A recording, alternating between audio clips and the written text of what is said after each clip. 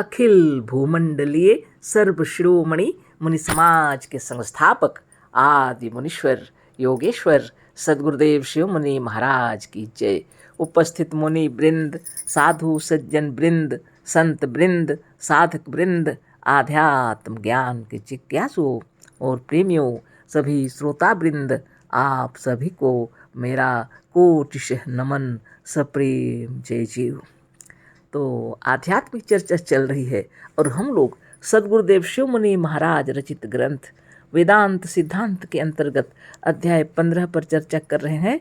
और सदगुरुदेव हम लोगों को इतने सुंदर तरीके से समझा रहे हैं, ब्रह्म या ईश्वर का प्रत्यक्ष दर्शन ही करा रहे हैं।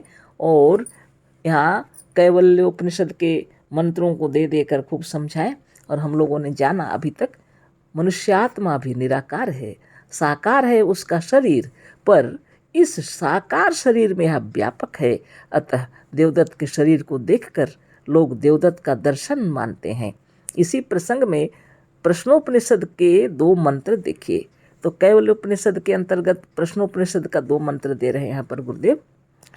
अर्धहैनं सुकेशा भारद्वाज प्रपच्छ भगवन् हिरण्यनाभ कौसल्यो राजपुत्रो मामुपेत्येतं प्रश्नं पृच्छत् षोडशकलं भारद्वाज पुरुषं वेत्थ तमहं कुमारं ब्रुवं नाहमिमं वेद यद्यहमिमं वेदीशं कथं ते नावक्ष्यमिति समूलो या एव परिशुष्यति यो अनृतं भी वदति तस्मान् नाहर्म्य निरितं वक्तुं स तूषीण रथमारुह्य प्रवव्राज तं त्वा पृच्छामि क्वासौ पुरुषः इति।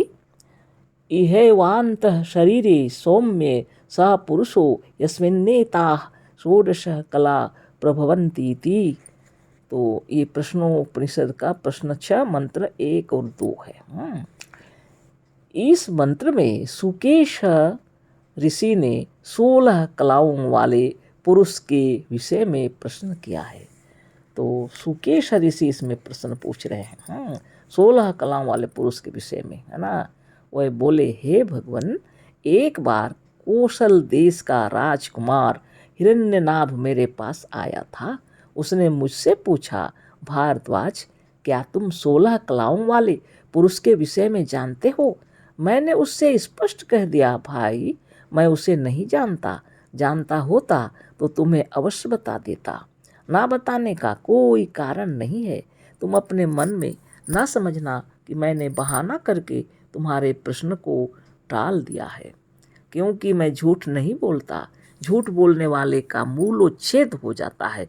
वह इस लोक में या परलोक में कहीं भी प्रतिष्ठा नहीं पा सकता। मेरी इस बात को सुनकर राजकुमार चुपचाप रथ पर सवार होकर जैसे आया था वैसे ही लौट गया। अब मैं आपके द्वारा उसी 16 कलाओं वाले पुरुष का तत्व जानना चाहता हूँ। कृपया आप मुझे बतलाएं कि वह कहाँ है और उसका स्वरूप क्या है। यही है ये मंत्र, है ना। अर्धहैनं सुकेशा भारद्वाज प्रपच्छ भगवन् हिरण्यनाभ कौसल्यो राजपुत्रो मामुपेत्येतं प्रश्नं पृच्छत् षोडशकलं भारद्वाज पुरुषं वेत्थ तमहं कुमारं ब्रुवं नाहमिमं वेद यद्यहमिमं वेदेशिं सं कथं ते नावक्ष्यमिति समूलो या एव परिशुष्यति यो अनृतं भी वदति तस्मान् हराम्यनृतं वक्तुं स तूषीण रथमारुह्य प्रवव्राज तं त्वा पृच्छामि क्वासौ पुरुषः इति। इहैवान्तः शरीरे सौम्य स पुरुषो यस्मिन्नेताः षोडश कलाः प्रभवन्ति इति। यही है प्रश्नोपनिषद का प्रश्न 6 मंत्र 1 और 2, है ना। इतने सुंदर तरीके से सदगुरुदेव बतला दिए अर्थ को। इस मंत्र में सुकेश ऋषि ने 16 कलाओं वाले पुरुष के विषय में प्रश्न किया है। वह बोले, हे भगवान, एक बार कौशल देश का राजकुमार हिरण्यनाभ मेरे पास आया था।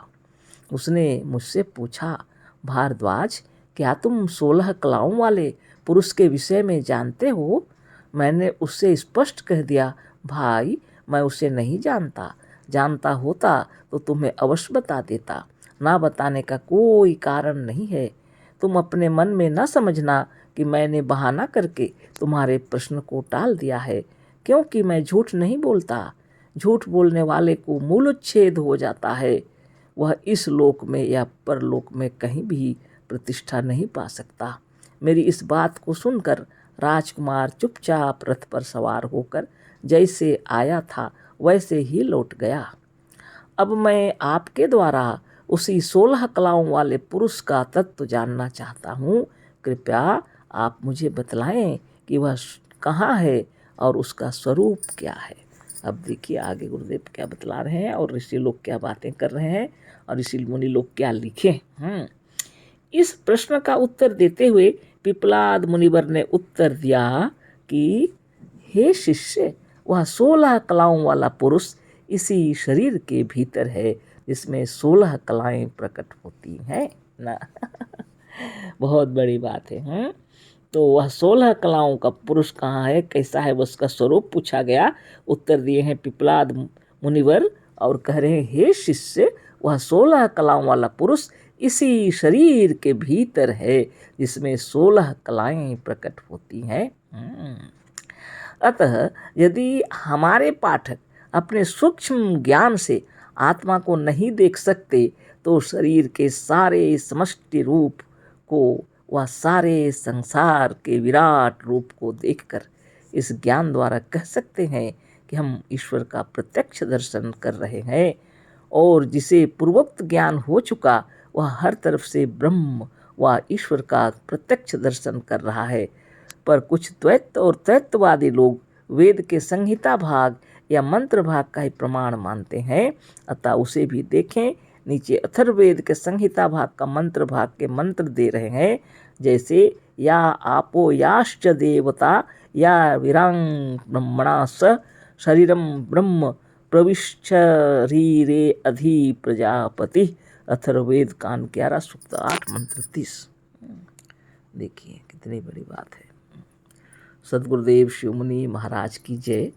तो पिपलाद ऋषि मुनि, पिपलाद मुनिवर गुरुदेव लिखे हैं।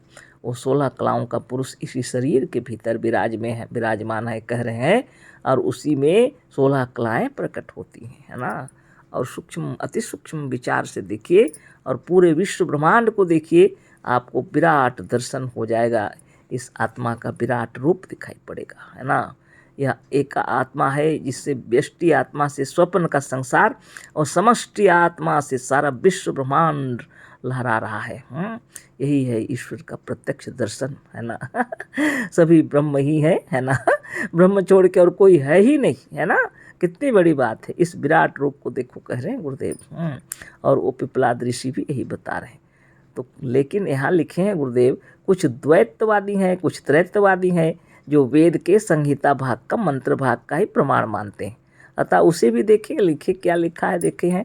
अथर्ववेद के संहिता भाग या मंत्र भाग के मंत्र दे रहे हैं, जैसे या आपो याश्च देवता या विरांग ब्रह्मणा सह शरीरम ब्रह्म प्रविश्चरीरे अधि प्रजापति। अथर्ववेद कांड 11 सूक्त 8 मंत्र 30। अधि प्रजापति ब्रैकेट में दिए हैं, और अधि प्रजापति इसका अर्थ है या आप, जो आप देव हैं, या विरंग देवता, जो बड़े बड़े विराट देव लोग हैं, ब्राह्मणा सह मस्तिष्क के अधिष्ठात्री देव ब्रह्म के साथ, है ना। मस्तिष्क के अधिष्ठात्री देव ब्रह्म के साथ शरीर में प्रवेश किया। अतः शरीरम ब्रह्म, या मनुष्य शरीर ही ब्रह्म है, क्योंकि इसके रोम रोम अंग अंग और अवयव अवयव में जीव रूपी ब्रह्म देवताओं के साथ वर्तमान है। देखिए कितना सुंदर अथर्ववेद के अंदर भी लिखा हुआ है। अधि प्रजापति जो आप देव हैं, जो जो बड़े बड़े देवता लोग हैं कि अधिष्ठात्री देव ब्रह्म के साथ शरीर में प्रवेश किया, अतः यह मनुष्य शरीर ही ब्रह्म है। यह मनुष्य शरीर के अंदर जब ब्रह्म प्रवेश कर गए हैं, आत्मदेव आप देव हैं बोल के लिखे हैं, तब यह मनुष्य शरीर ही ब्रह्म है, क्योंकि इसके रोम रोम अंग अंग और अवयव अवयव में जीव रूपी ब्रह्म देवताओं के साथ वर्तमान है। जीव रूपी ब्रह्म देवताओं के साथ शरीर में वर्तमान है। जैसे कोयला के अणु अणु में अग्नि के व्यापक होने पर जब धधकने लगता है तब कोई उसे कोयला नहीं कहता, आग कहता है। इतना सुंदर उदाहरण दिया हुआ है।